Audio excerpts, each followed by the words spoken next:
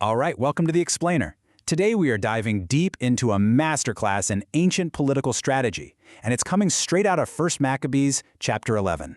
I'm telling you, this is a story packed with shifting alliances, brutal betrayals, and some truly audacious gambles. So here's the fundamental question at the heart of our story today. What do you do? What do you do when you're a small nation and you're caught right in the middle of a death match between giants? Well, that is the exact problem facing the Judean leader, Jonathan. He's stuck between the feuding empires of Egypt and the Seleucids, and if he's going to survive, he has to play his hand absolutely perfect. Okay, let's get our bearings and meet the key players on the board. You've got Ptolemy VI, the king of Egypt. Then there's Alexander, king of the Seleucid Empire. And get this, their father-in-law and son-in-law. What could possibly go wrong? Then you have Demetrius II, who thinks he should be on the Seleucid throne. And watching all of this from the smaller nation of Judea is our guy, Jonathan. And pay attention to those dates there next to their names, because things are about to happen, and happen fast. And the action ignites with an absolutely devastating move. The king of Egypt, Ptolemy, decides to make a play against his own son-in-law, King Alexander. This isn't just politics. This is family turning on family, and it's about to get bloody. So picture this. Ptolemy marches his army into Syria, and he's playing the part of the loving father-in-law, the perfect ally. Cities are literally opening their gates to him, but it's all a sham.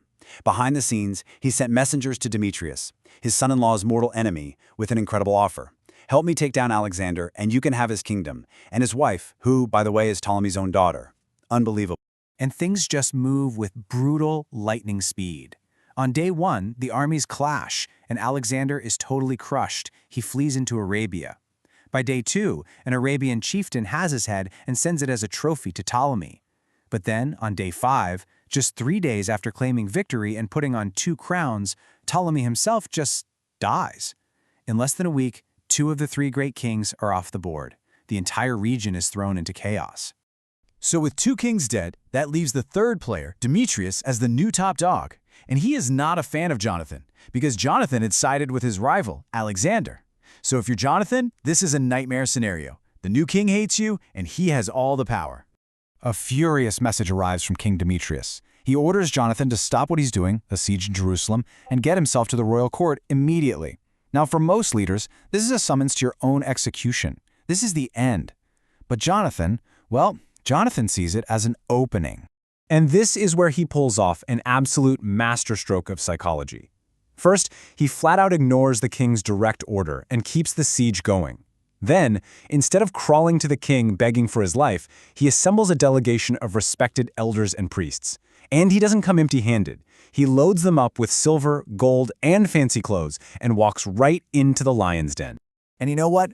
It works. It actually works. Demetrius, who's probably pretty impressed by this show of confidence, and let's be real, he needs stable allies more than he needs revenge, not only forgives Jonathan, but confirms him as high priest and reaffirms all his landholdings. It's a total reversal. Now, Jonathan seals this incredible diplomatic victory with a pretty hefty price tag. He offers 300 talents of silver. But this isn't just a bribe. He is essentially buying his people's freedom from royal taxes. This is a huge step toward real sovereignty, and it was won through pure nerve. But you know, in this world, an alliance is only good until it's not. And this brand new, fragile partnership between Demetrius and Jonathan, it gets put to the test immediately. Demetrius makes a rookie mistake for a new king. He fires his father's loyal armies and hires foreign mercenaries instead. Well, this creates widespread hatred, which explodes into a massive civilian uprising in his own capital city, Antioch. The king is literally trapped in his own palace, surrounded by people who want him dead. So who does he call for help?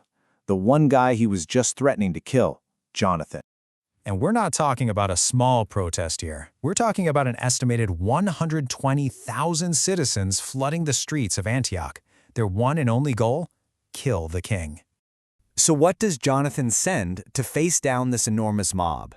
Just 3,000 of his absolute best soldiers. Think about that.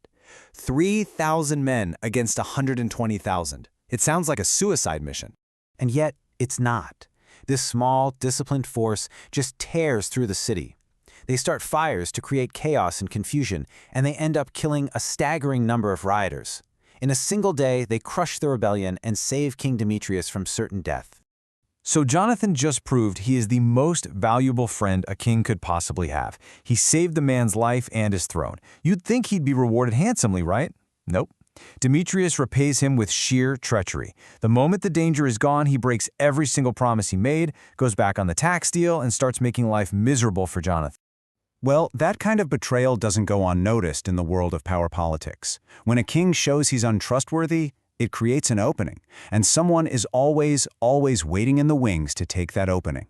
The game is about to reset. And here's how it plays out. On one side, you have the deeply unpopular King Demetrius, who even his own armies now hate. And on the other side, a very clever general named Tryphon.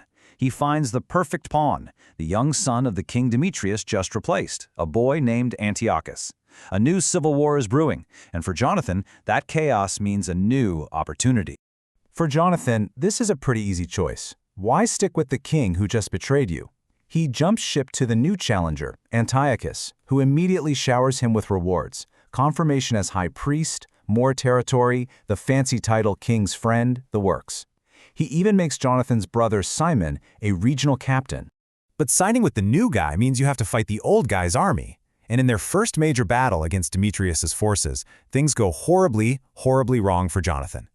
His army gets caught in a perfect ambush, panics, and just flees. The entire army runs away, leaving Jonathan and just 2 of his commanders standing alone on the battlefield. It looks like it's all over.